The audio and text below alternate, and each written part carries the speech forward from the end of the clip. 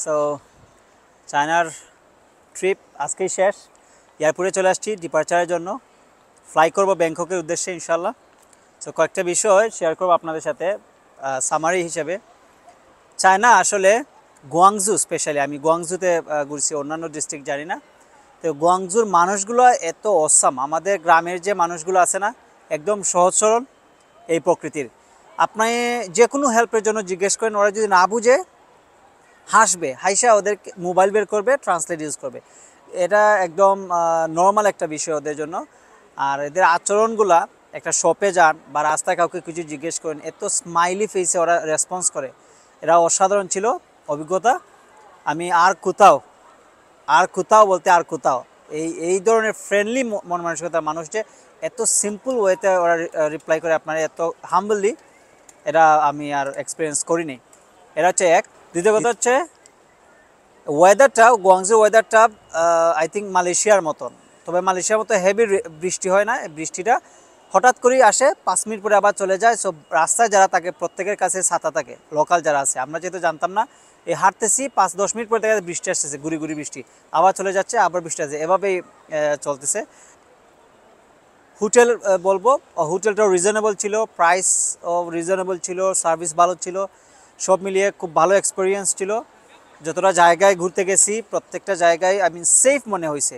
প্রত্যেকটা জায়গায় চেকিং, প্রত্যেকটা জায়গায় ওদের পুলিশ, প্রত্যেকটা জায়গায় ওদের পুলিশ স্টেশন। সো যে কোনো ধরনের হেল্প লাগলেই ওই নিকটবর্তী পুলিশ স্টেশনে যাওয়া যাবে। ওরা ইংলিশ কথা বলে না, ওরা ইংলিশ একদমই কথা বলে না, তবে ওদের একটা ট্রান্সলেটর একটা সাথে থাকে। প্রত্যেক মানুষই মোবাইল যাদের আছে ওরা ট্রান্সলেটর ইউজ করে। যাদের অফিসিয়াল, যেমন হোটেলে, ওরা ইংলিশ কথা বলতে পারে না। সো ওরা যেটা ইউজ করছে সেটা হচ্ছে, মনে করেন যে একটা ট্রান্সলেটরের মতো, একটা ফোনের মতো দেখলাম, বাট ওরা ক্লিক করে ওরা কথা বলে, তারপর আমি শুনি, তারপরে আমি কথা বলি। সো এরা নিউ এক্সপিরিয়েন্স ছিল। ইংলিশ কথা না বলেও আপনি কোনো প্রবলেমে পড়বেন না। তবে চ্যালেঞ্জিং যে বিষয়, দুইটা চ্যালেঞ্জিং বিষয় আছে। এটা আমাদের জন্য, আমি জানি না অন্যান্য দেশের মানুষের জন্য হয়তো ইজি, বাট আমাদের জন্য একটু চ্যালেঞ্জিং এজ এ বাংলাদেশি। এটা হচ্ছে, প্রথমটা হচ্ছে খাবার। প্রত্যেকটা জায়গায় আপনি হালাল খাবার পাবেন না। সো হালাল খাবার, আমি এয়ারপোর্টে একটু ভিউটা দেখে নেই। হালাল খাবারটা আমি লাকিলি যে গুয়াংডং এয়ারপোর্ট হোটেলে উঠছিলাম, ওইটার একদম অপোজিটে, রাস্তা ক্রস করে অপোজিটে একটা হালাল রেস্টুরেন্ট পাইছি। ওইখানে দুই বেলা খাইছি। এরপরে আমি যে এমআরটি স্টেশন দিয়ে, আরেকটা বিষয় হচ্ছে কি, এমআরটি দিয়ে আপনি যে কোনো ট্যুরিস্ট প্লেসে যেতে পারবেন। এরা এমআরটিটা ইউজ করে প্রচুর, এমআরটিতে প্রচুর ভিড় থাকে। আমি একটা বারও আপনি খালি পাবেন না। বসা তো অনেক, আপনি যদি দৌড়িয়া জাপটিয়া জোর করে বসতে পারছেন তো বসছেন, না হয় আপনাকে দাঁড়াইয়েই প্রত্যেকটা ট্রিপ করতে হবে। তবে স্বস্তির বিষয় হচ্ছে এমআরটিটা ইজি, এবং যে কোনো ট্যুরিস্ট প্লেসে আপনি যেতে পারবেন, একদম ইজিলি যেতে পারবেন। এটা হচ্ছে আমার একটা কনভিনিয়েন্ট। মালয়েশিয়াতেও এমআরটি আছে, বাট ওইটা একটু টার্মিনালগুলো একটু ডিফারেন্ট, একটু কষ্ট হয় যারা নতুন যাবেন। আর এখানে নতুন আসলেও আপনি বুঝতে পারবেন, একদম ইজিলি বুঝতে পারবেন। আপনি টার্মিনালে গেলেই, কাউন্টারে গেলেই যখন দেখবেন ইংলিশ লেখা আছে নিচে চাইনিজের পাশাপাশি, আপনি ইজিলি বুঝে যাবেন। এরা সস্তি বিষয়।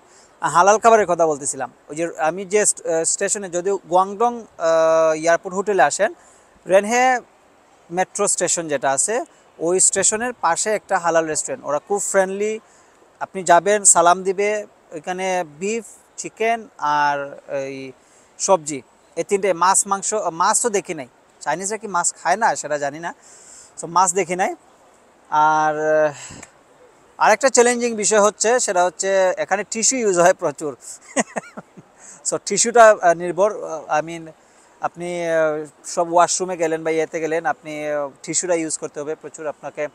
আপনি পানি খুব কম পাবেন, পানির ব্যবস্থাটা কম।